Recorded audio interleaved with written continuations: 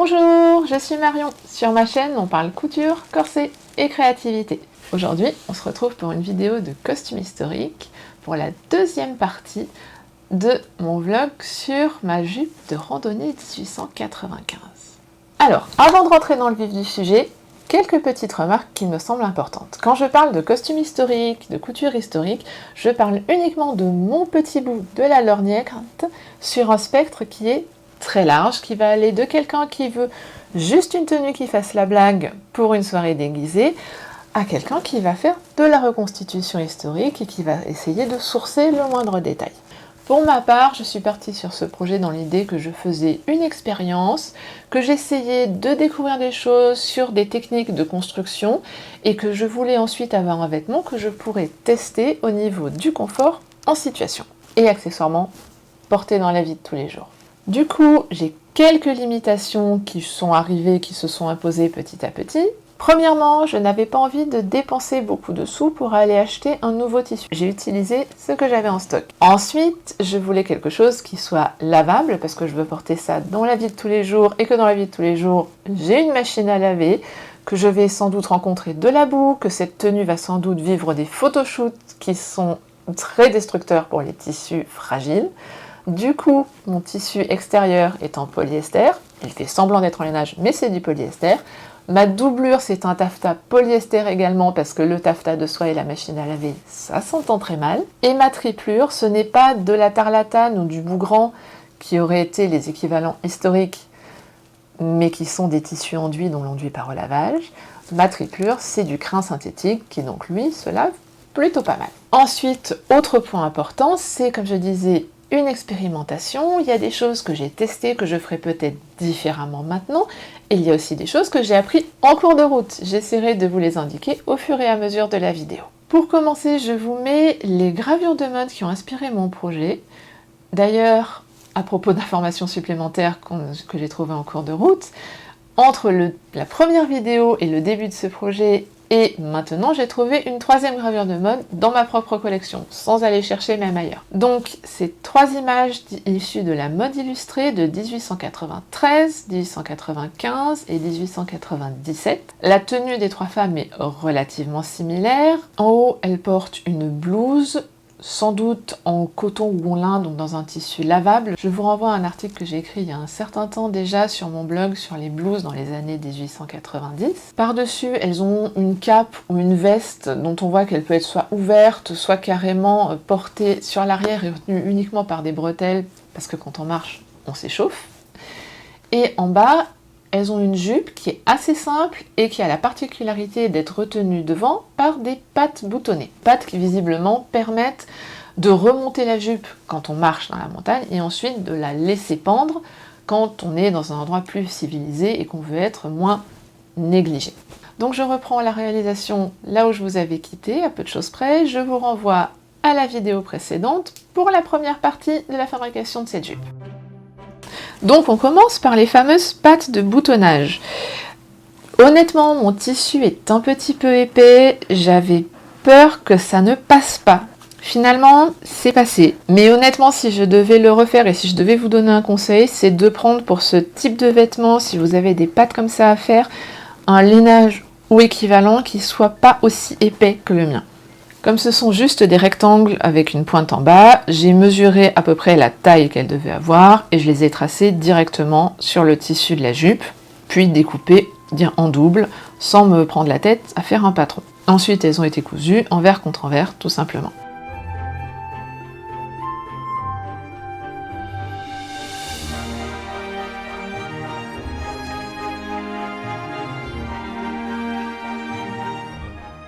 Comme les pattes de boutonnage vont servir à relever la jupe, elles vont devoir soutenir un certain poids et je n'ai pas envie qu'elles s'étirent sous le poids en question. Du coup, pour éviter ça, j'ai inclus un ruban de serger. Si j'avais été maligne, j'aurais sans doute fixé le serger sur un des côtés de la patte avant de coudre les deux côtés de la patte ensemble. Comme je n'ai pas été maligne, j'ai été bonne pour coudre mon serger à petits points visibles à la main. On ne les voit absolument pas de l'extérieur, le fil se perd dans l'épaisseur du tissu. Ensuite, il faut dégarnir les coins et retourner les pattes de boutonnage en s'assurant que la pointe au bout est bien pointue. Pour ça, j'ai tendance à m'aider de ce qui me tombe un peu sous la main. Ça peut être une baguette de sorcier, une aiguille à tricoter, un poinçon, suivant les moments.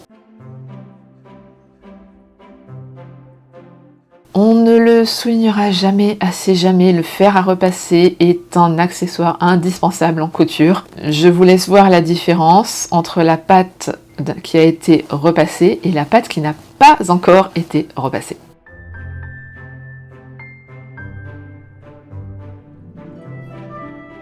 Donc j'ai mes petites pattes qui vont servir à remonter la jupe sur le devant. Et j'ai trouvé des petits boutons.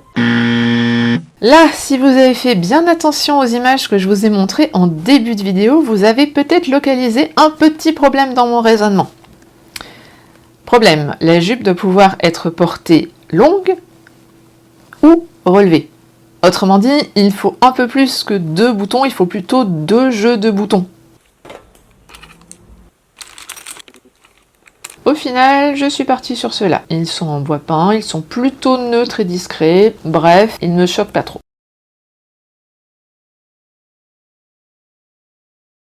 Maintenant, les boutonnières. Je les ai tracées directement en me basant sur les mesures des boutons. Heureusement pour moi, les nouveaux boutons font à peu près la même taille que ceux que j'avais choisis au début. De manière pas du tout histo, j'ai cousu mes boutonnières à la machine. C'est plus rapide, c'est plus facile.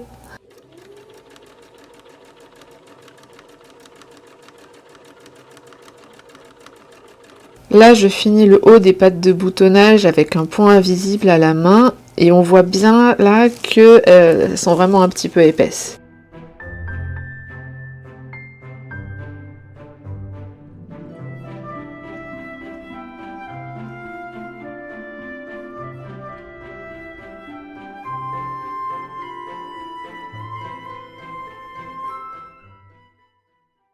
Le haut de la jupe en fait est fini séparément, donc il a été entièrement surjeté. Et maintenant, je m'occupe des plis à l'arrière qui ont une certaine épaisseur. L'idée, c'est que cette épaisseur-là des plis, ça doit faire en sorte de donner un peu du volume sur l'arrière, justement. Et d'éviter, normalement, c'est censé éviter que l'arrière pende au niveau de la taille. Ça, c'est la théorie. Maintenant, je fais le test de la pratique.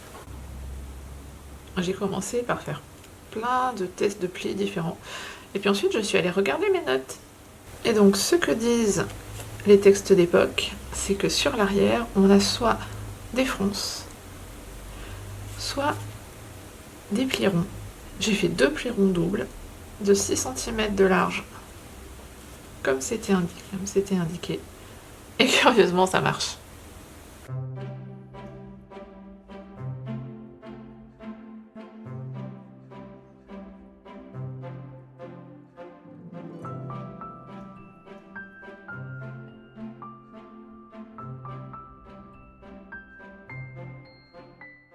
On est d'accord que c'est pas l'endroit le plus joli de ma jupe, mais ça, c'est un morceau qui va être à l'intérieur, en fait.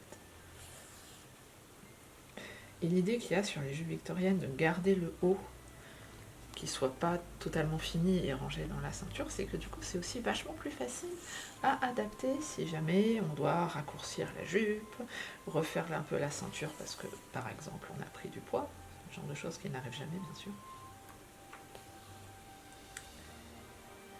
Donc c'est pratique. Après, c'est un petit peu plus de travail à la main.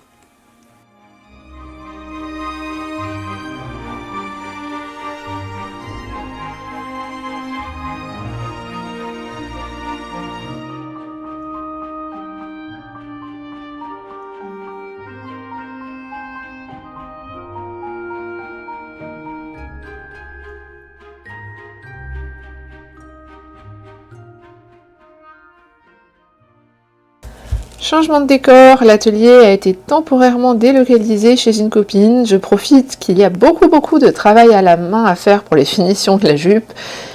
Du coup, c'est transportable plus facilement.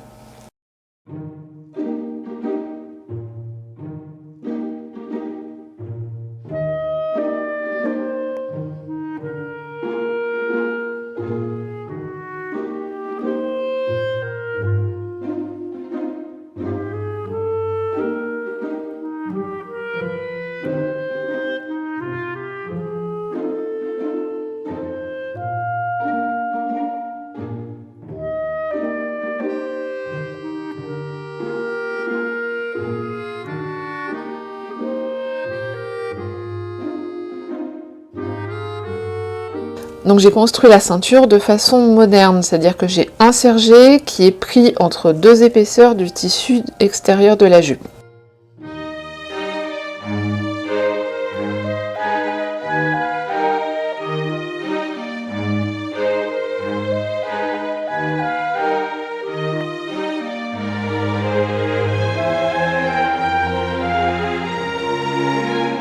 En 1895, la ceinture aurait été construite de façon très différente. En effet, la ceinture que j'ai faite, elle n'est pas super fine, alors qu'à l'époque, on cherche justement à avoir le moins d'épaisseur possible au niveau de la taille, vu qu'on veut faire paraître la taille plus mince. Du coup, on aurait plutôt eu tendance à mettre un ruban ou un lacet ou une épaisseur de tissu éventuellement de la jupe si celui-ci était très fin. Par ailleurs, la ceinture, en général, dans ces années-là, elle est soit cachée sous le corsage, soit cachée sous une ceinture séparée.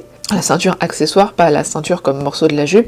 Donc là aussi, moi j'ai fait quelque chose qui est légèrement différent de ce qui se faisait à l'époque. Je l'ai fait comme ça parce que c'est ce qui me convient le mieux pour une jupe que je veux aussi pouvoir porter dans la vie de tous les jours.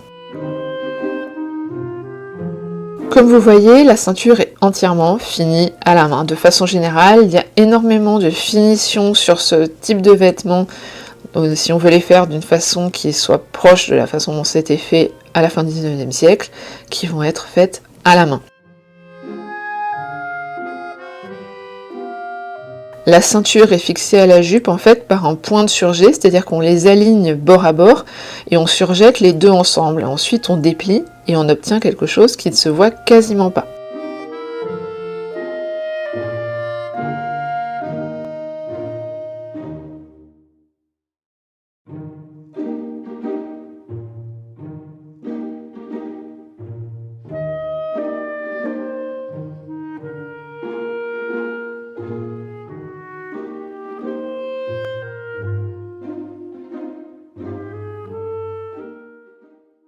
Et voilà, fini, ça donne ça. Les points sont invisibles depuis l'extérieur. Depuis l'intérieur, si on s'approche vraiment beaucoup, on peut voir un petit peu. Par ailleurs, j'ai aussi rajouté un petit peu d'ampleur à la jupe par rapport à la ceinture. J'ai soutenu la partie jupe, ce qui donne aussi un peu plus d'ampleur et de rond au niveau des hanches. Là encore, ça passerait sans doute mieux si j'avais utilisé des fibres naturelles plutôt que du synthétique, et particulièrement de la laine pour l'extérieur de la jupe, parce que la laine se laisse beaucoup mieux mouler et modeler au fer que mon polyester moderne.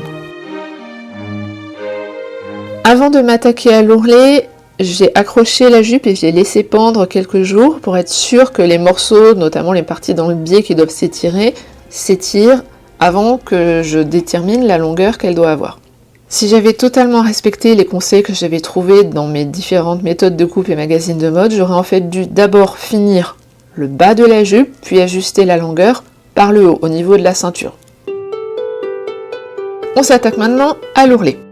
J'ai commencé par préparer des bandes de taffetas pour le volant qui va aller à l'intérieur de la jupe. Après consultation des sources, je les ai faites de 12 cm de haut, auquel il faut enlever les ourlets en haut et en bas, ce qui fait à peu près 10 cm.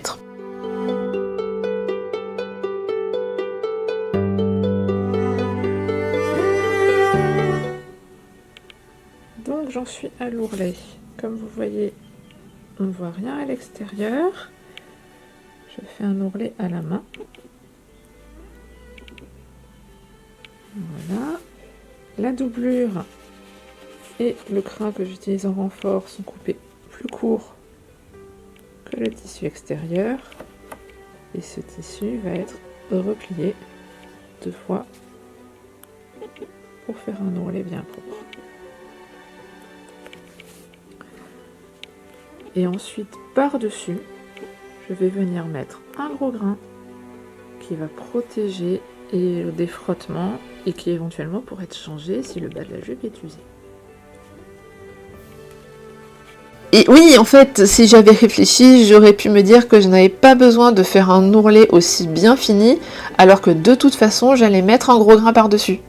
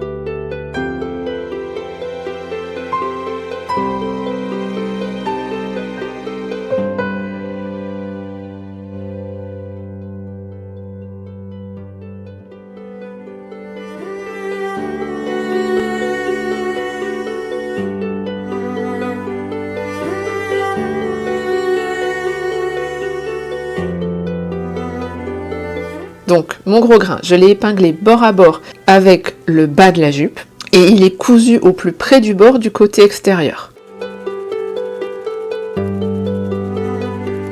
Ensuite, je l'ai rabattu à l'intérieur et cousu à la main et là, c'est une partie que je n'ai pas filmée parce que j'étais à mon bureau dans un endroit qui s'y prêtait pas trop à mettre en place un appareil photo.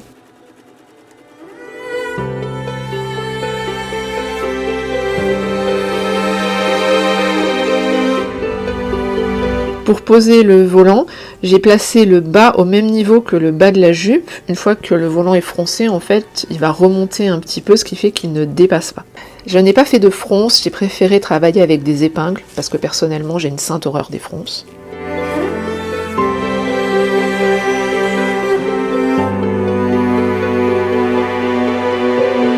Donc ce que j'ai fait, c'est que j'ai épinglé le volant à intervalles réguliers, à peu près tous les 10-12 cm, mais en laissant du rab, à peu près 200% de rab sur chaque morceau.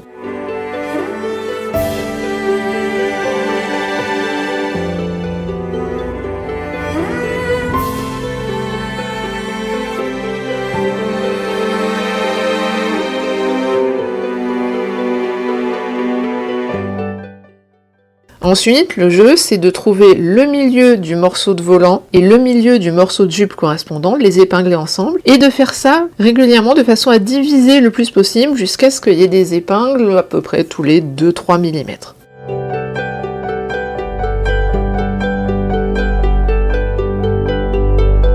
Et on coud ça à la main encore, avec des points qui sont presque invisibles depuis l'extérieur. Ils se voient un petit peu, mais je sais que c'est quelque chose qui est historiquement correct.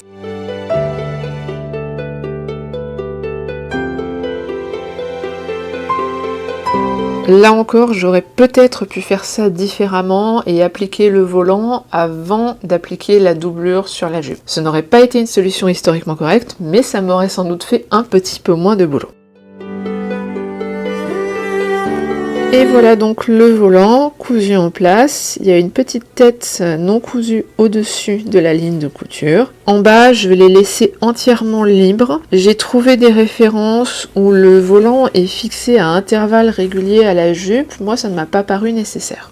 Vous apercevez aussi à quoi ressemble l'ourlet fini. Et le gros grain est en place, il permettra de protéger la jupe des frottements et de l'usure. Si jamais il est vraiment trop abîmé, j'ai qu'à le changer et la jupe, elle en dessous, sera encore intacte.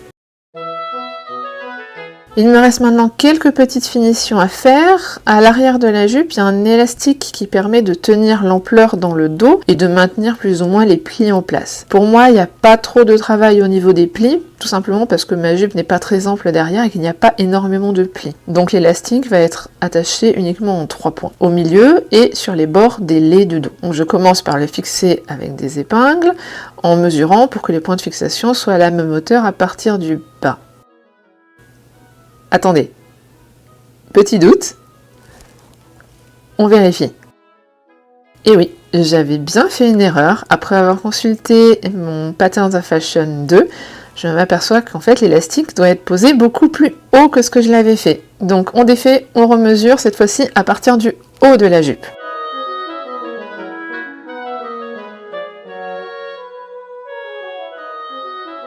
Bien entendu, l'élastique est cousu lui aussi à la main.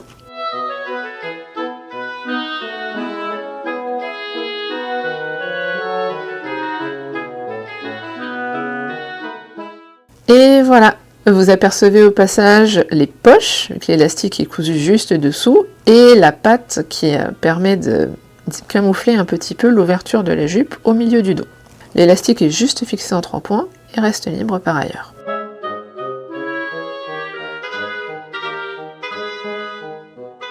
Pour la fermeture dans le dos, j'ai utilisé des crochets, 2 à la ceinture et un peu plus bas assorti à une bride au niveau de la patte de fermeture.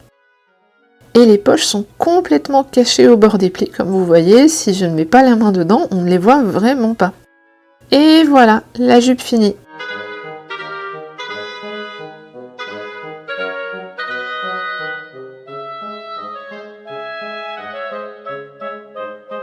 Voilà ce que ça donne avec le devant relevé par les pattes de boutonnage.